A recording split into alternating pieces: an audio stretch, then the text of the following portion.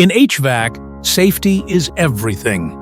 Whether you're a beginner or a pro, these essential safety tips will protect your health, your tools, and your clients.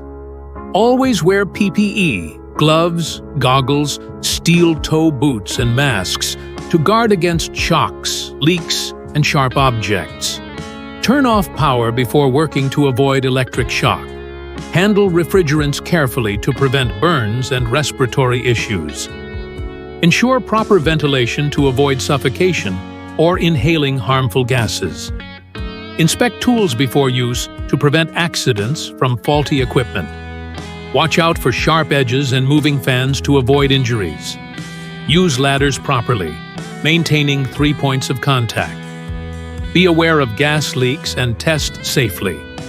Stay trained and updated with new safety rules and technologies. Your safety comes first, every time. If you found these tips useful, give this video a like, share it with your team, and subscribe for more real-world HVAC knowledge.